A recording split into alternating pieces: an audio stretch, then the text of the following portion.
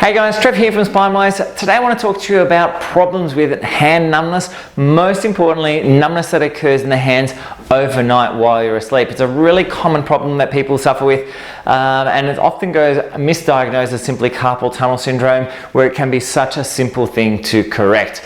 If you do like our videos, please like them, share them, comment, join us in the conversation around these conditions. Subscribe to our YouTube channel. The more people that can get involved, the more information we get out and the more people we can help. Alright, so let's get into hand numbness. So what we understand is hand numbness overnight generally isn't so much a carpal tunnel syndrome issue. It's often to do with compression of the shoulder complex. So when you're at night, something very different occurs that doesn't happen during the day, and that is we've got weight on the shoulder, and it's not something that normally carries weight. So as we have compression of the shoulder through here, these nerves that come down the front of the shoulder here are really important. This is what we call a neurovascular bundle that comes down the arm here. If there's instability around the shoulder, we don't have these muscles working as effectively as they should, then as we compress the shoulder, that whole shoulder rolls forward. As it rolls forward, it comes through and actually jams up that whole complex. It jams those nerves and those arteries and veins in that area and doesn't allow for proper flow. When we start doing that for hours and hours and on end, eventually we start getting peripheral change. Most commonly we feel either weakness or numbness in our hands. Sometimes bilaterally, sometimes just in one side, depending on how this complex presents. Alright, so what are the other big causes for it? So we've already spoken about the top one being our instability in the shoulder. So we don't have those muscle support mechanisms. That creates problems. Poor support is a really big one, especially from a pillow perspective. So when you're laying down, what we really need is a pillow to support that area. If we don't get it, again, we get too much movement downwards, all the weight of the neck gets transferred to the shoulder and we compress and jam the shoulder into place. Again, locking up that neurovascular bundle that's so important. Inflammation is another common one. So when we, during the day, when we're moving around, we're pumping inflammation out of our joints, out of our system, we keep it moving.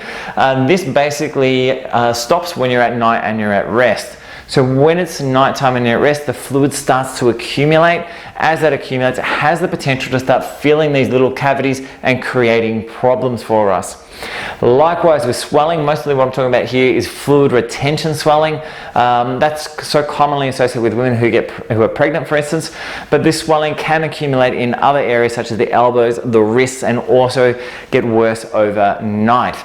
So what do we do about this? What are some of the solutions to it? Well, the shoulder instability problem just needs to be dealt with. So we can get some massage, we can do some different assessments, but really what we need to do is find out what the cause of that instability is and correct it. There are some simple strength exercises you can do, things like just rotating the shoulder backwards like this with a TheraBand at the front of it, or coming sideways and coming out to start building some of that strength in there. But for most people, it's a lack of support through the area as opposed to not having enough strength.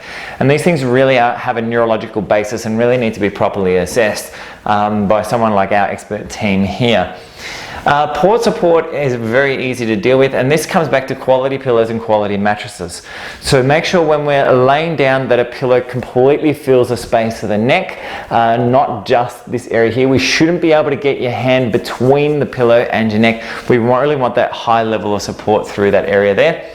Inflammation, we want to increase the fat and reduce the carbohydrate in your diet. If we can get both of those right, we can get the carbohydrate under control, we get the fat under control. Getting both those right basically means that we end up in a situation where we control the conversion of essential fatty acids into prostaglandins, and that has a tremendous effect on preventing inflammation and reducing it a little bit.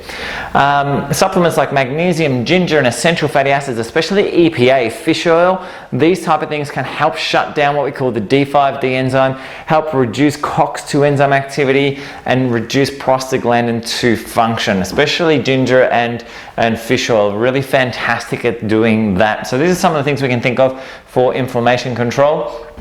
In terms of swelling, most of these things are usually either hormonal or adrenal dysfunction derived. So this is our HPA axis, our stress mechanism's not functioning as adequately as it should, and this really does require some proper investigation into. However, little things such as making sure you've got a good routine, making sure you're not sleep deprived, getting to bed early, getting up early, having activity in your life, all these kind of things can help control that stress pattern and bring them under control. Other supplements such as withania, chastity berry, Siberian ginseng, cordyceps, these kind of things have fantastic improvements and support for what we call adaptogens, and these provide fantastic support for adrenal dysfunction and that HPA axis to help control it and keep it under control.